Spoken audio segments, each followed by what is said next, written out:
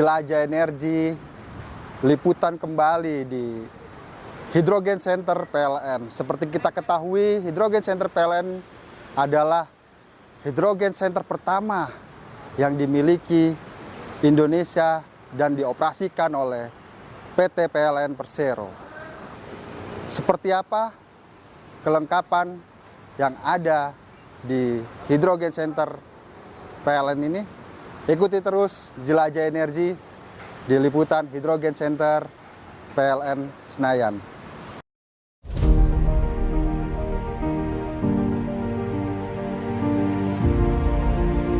Halo Sobat Jelajah Energi Listrik Indonesia. Menarik pemirsa, ini kita kedatangan narasumber langsung dari IKN ya Pak ya, pejabat IKN, dengan Bapak Agus Gunawan. Dengan Bapak Agus Gunawan. Boleh disapa dulu Pak, Listrik Indonesia, ke teman-teman. Halo Sobat Listrik Indonesia, saya Agus Gunawan, Direktur Transformasi Hijau Otorita Ibu Kota Nusantara. Ya. Pak Agus, gimana nih Pak Agus? Kesan Pak Agus ketika tadi mendengar pemaparan dari PLN dan juga diajak keliling-keliling nih Pak di Hydrogen Center ini Pak. Ya, ini sejalan ya dengan IKN. Ya. Jadi kita mempunyai KPI untuk pencapaian net zero emission di 2045. Kemudian kita juga melakukan upaya penurunan emisi sebesar-besarnya. Ya. Baik itu dari energi, listrik, baik itu listriknya di pembangkitan maupun di dalam pemanfaatannya. Jadi kalau di sini di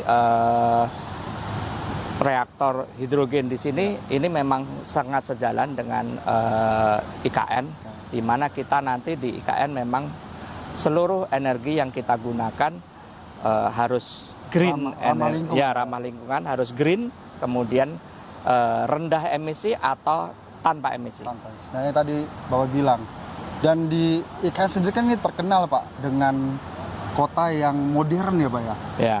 Ada yang nanti katanya juga ada bakal banyak mobil-mobil listrik, dan juga nanti pembangkit-pembangkit yang bersumber dari renewable energy. Nah untuk hidrogen sendiri Pak, memungkinkan nggak sih Pak nanti ke depan bakal ada di IKN Pak? Sangat memungkinkan karena di dalam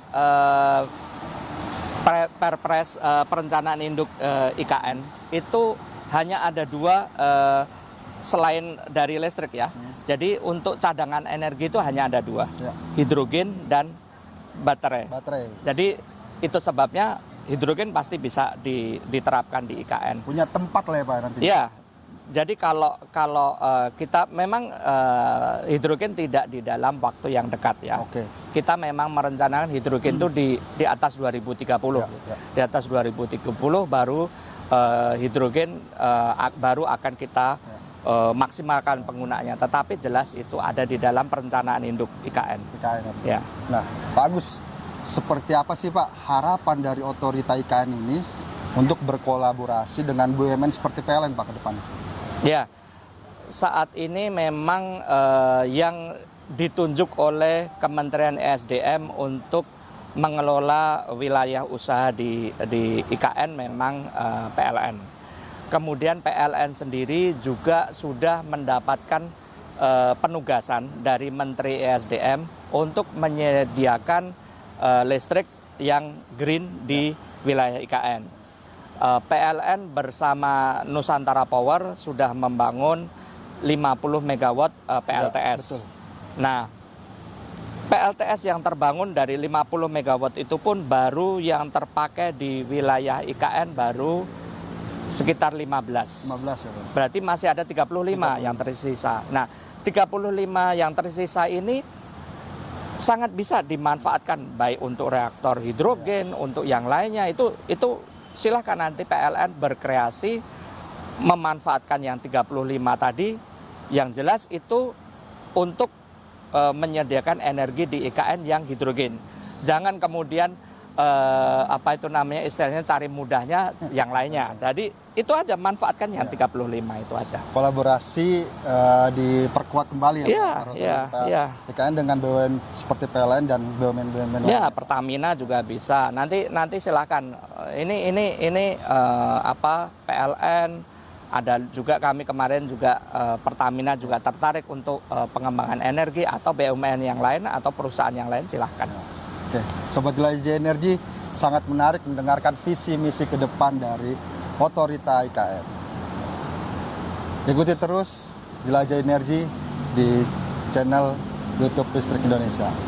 Bagus, salam hidrogen. Salam hidrogen. Terima kasih, Bagus. Ya.